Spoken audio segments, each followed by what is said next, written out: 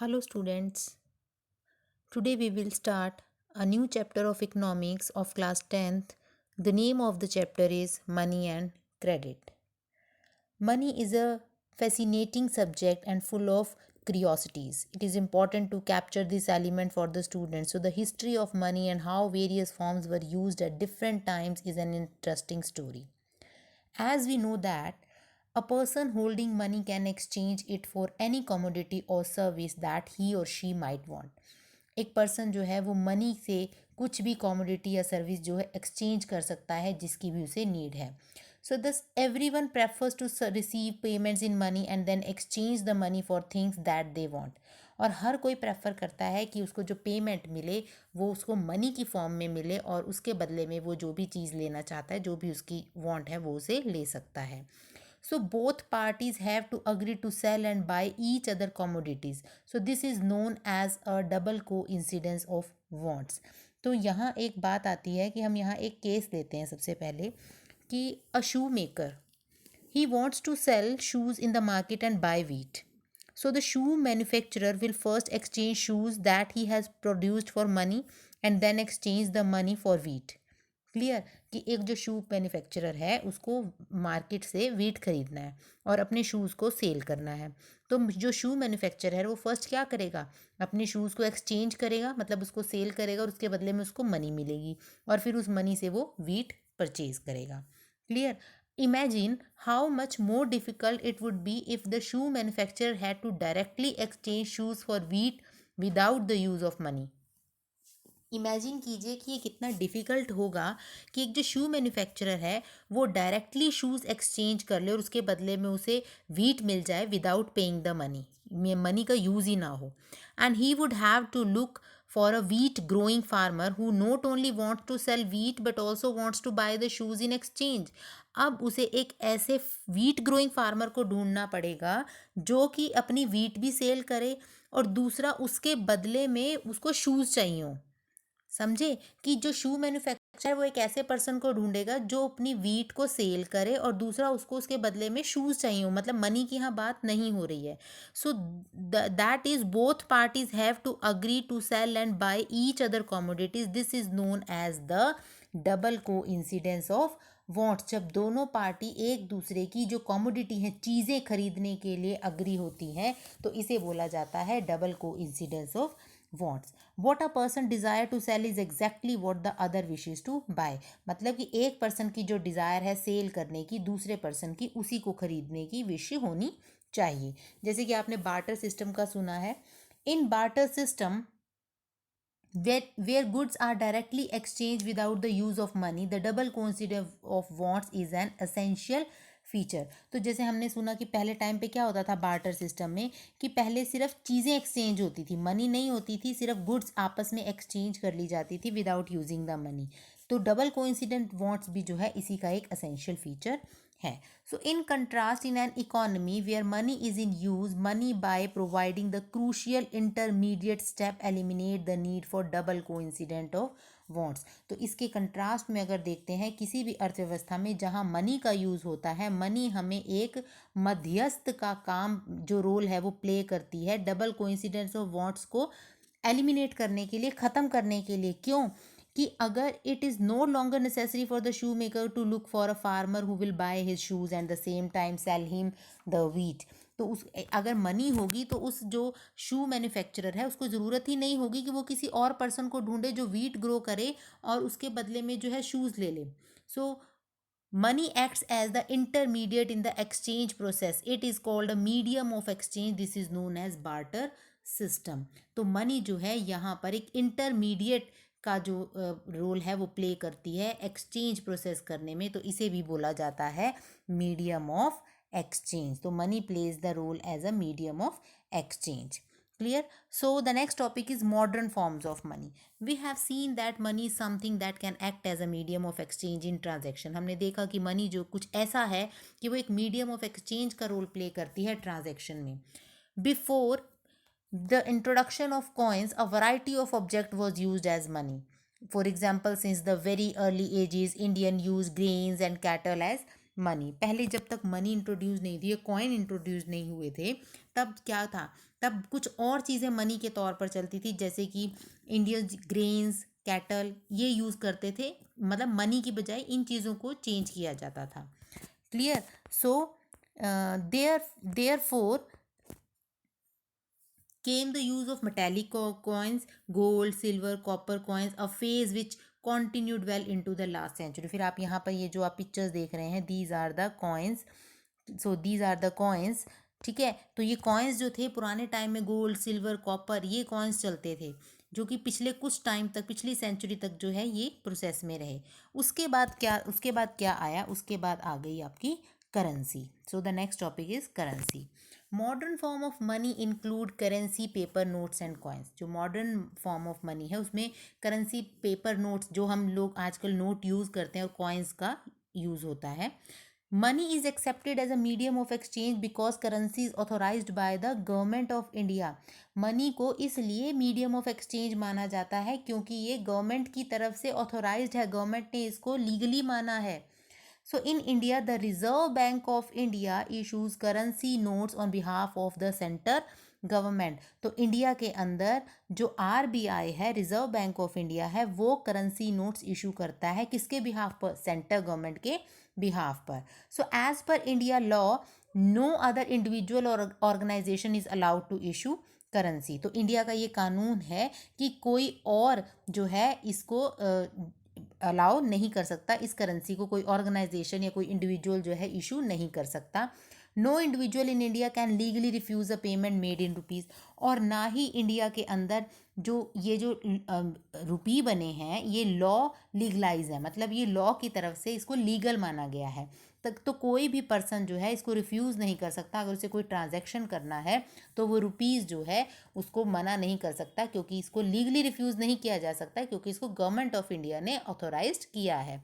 So hence the rupee is widely accepted as a medium of exchange. Next topic is deposit with bank. The other form in which people hold money is as deposits with the bank. एक other form है लोग की, वो क्या है, bank में deposit करना। People deposit money with the bank by the opening a bank account in their name. जो लोग हैं वो क्या करते हैं, अगर मान लो किसी कोई पर्सन जो है वो काम कर रहा है, उसको मंथ के एंड में उसको जो सैलरी मिलती है, जो उसकी जो भी उसके खर्चे हैं, जो भी उसका वो सब कम करने के बाद उसके पास कुछ ना कुछ कैश जो है वो बचता है, एक्स्ट्रा कैश का वो क्या करता है, they deposited the bank by opening a bank account in their name. वो बैंक में अपने नेम पर एक बैंक अकाउंट ओपन करते हैं। Banks accept the deposits and also pay an amount as interest on deposit. Bank क्या करता है, उनके डिपॉजिट को एक्सेप्ट करता है और उसके बदले में जो अमाउंट उन्होंने रखी है उसके बदले में, यानी जो डिपॉजिट उन्होंने रखा है उसके बदले में उन्हें इंटरेस्ट देता है। ठीक है। So people also have the provision to withdraw the money as and when they receive. और लोगों के पास ये प्रोविज़न है कि जब भी उन्हें नीड है मनी की, जितनी भी मनी की नीड है वो उन्हें वहाँ से निकलवा सकते हैं। So since the deposits in the accounts can be withdrawn on demand, these deposits are called demand deposit. जब हम अपने अकाउंट में से जो हमारा डिपॉजिट है उसमें से हम डिमांड करते हैं विड्रॉ करने की, उसे बोला जाता है demand deposit. This is the definition of the demand deposit. It is this facility which lends it the essential characteristics of money. ये मनी की जो है एक स्पेशल फीचर है। Clear? You would have heard of payment being made by cheque instead of cash. आपने सुना होगा कहीं, अब धीरे धीरे आगे क्या हुआ, पहले कैश में होता था, फिर उसके बाद चेक आने लगे। ठीक है। तो अब जो है ज़्यादातर जो पेमेंट की जाती है वो किसके थ्रू की जाती है, through cheques. Here this is the picture of a cheque. Clear? So for payment by check, the buyer who has an account with the bank make out a check for a specific amount। तो अगर हमें check से payment करनी है तो जो buyer है वो अपने अकाउंट से, बैंक से जो है वो अपना अकाउंट से अपना जो है वहाँ से चेक लेता है और उस चेक के ऊपर स्पेसिफिक अमाउंट फिल करता है और जिसको पे करना है उसे दे देता है। So a cheque is a paper introducing the bank. A check is a paper instructing the bank to pay a specific amount from the person's account to the person in whose name the check has been issued। अब cheque क्या है? This is the definition of a cheque. Cheque एक paper होता है जिसके ऊपर bank की सारी इंस्ट्रक्शंस लिखी होती हैं कि कितनी स्पेसिफिक अमाउंट के लिए प्लेस बना होता है, पर्सन का अकाउंट नंबर लिखा होता है और किसके नाम चेक इशू करना है उस पर्सन का नेम वहाँ पर लिखा जाता है। ये देखिए आप यहाँ पर देख सकते हैं, this is the amount, date and the जिसको पे करना है पेई एंड द रुपीज़, और ये है account number and the bank name. Clear? So this is the check.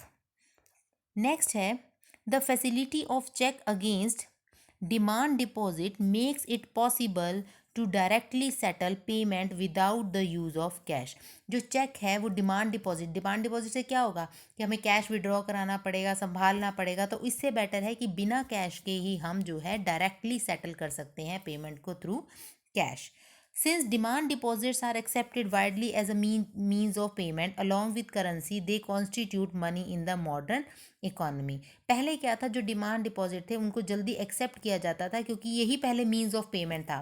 पहले जो थी करेंसी जो थी वो करेंसी की फॉर्म में, मतलब एक मनी की फॉर्म में जो है डिपॉजिट दिया जाता था, और जो है मनी ये जो डिमांड डिपॉजिट होता है ये हमारी अर्थव्यवस्था को भी बैलेंस करके रखता है। So the facility of cheque against demand deposit make it possible to directly settle payment without the use of cash. Demand deposits are accepted widely as a means of payment along with currency. They constitute money in a modern economy. So for the banks there would be no demand deposit and no payments by check against these deposits. The modern form of money, currency and deposits are closely linked to the working of the modern banking system. जैसे हमने कहा कि जो banks हैं अगर वहाँ पर कोई डिमांड डिपॉजिट ना हो, कोई पेमेंट ना हो, तो चेक का कोई मतलब ही नहीं है। ठीक है, तो ये जो मॉडर्न फॉर्म ऑफ मनी है यानी करेंसी और जो डिपॉजिट्स हैं ये दोनों आपस में लिंक्ड हैं, और इसी की वजह से जो हमारा बैंकिंग सिस्टम है वो भी स्मूथली वर्क कर सकता है। Clear? So the next topic is loan activities of bank. Banks keep a bank. Let us take the story of a banks further. What do the bank do with the deposit which they accept from the public? अब यहाँ हम देखते हैं कि जो bank है अगर वो डिपॉजिट ले रहा है तो पब्लिक से जो एक्सेप्ट कर रहा है उसका करता क्या है. There is an interesting mechanism at work here. एक इंटरेस्टिंग चीज़ है ये. वो क्या है?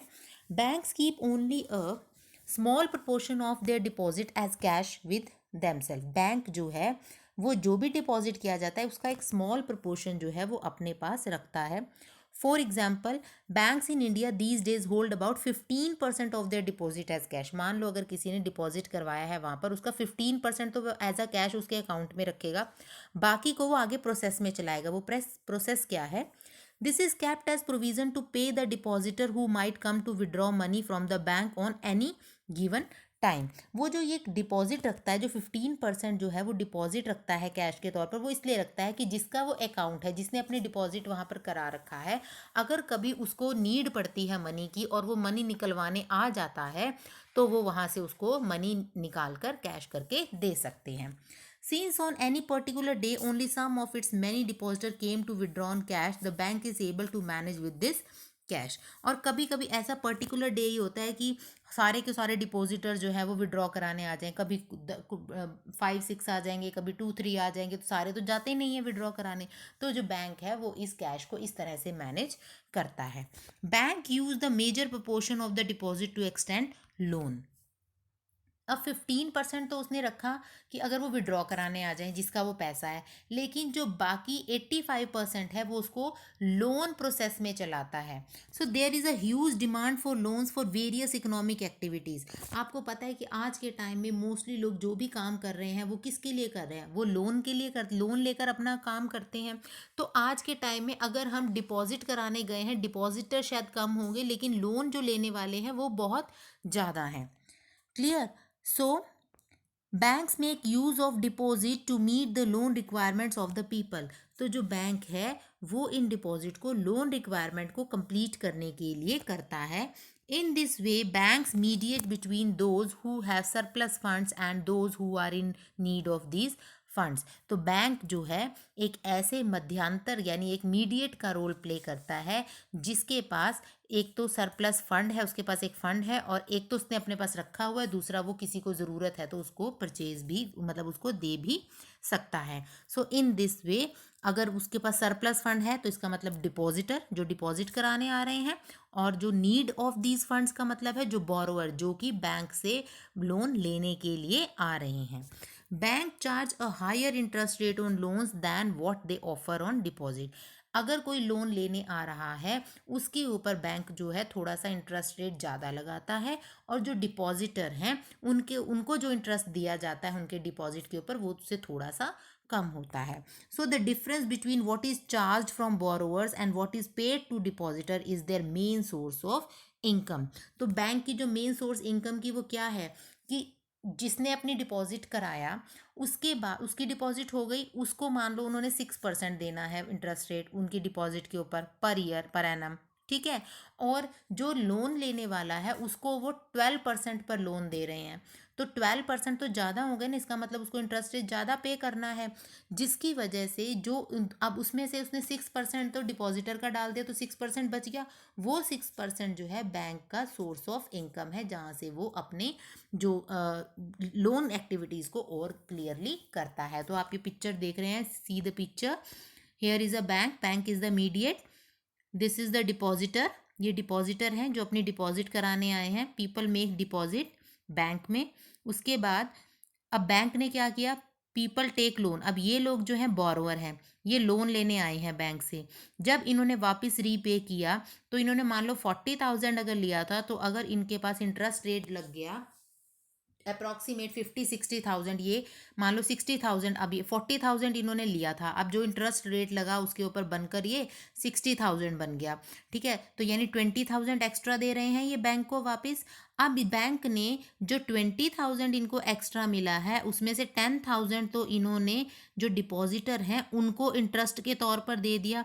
अब 10,000 तो बच गए, वो क्या है, एक बैंक के सोर्स ऑफ इनकम।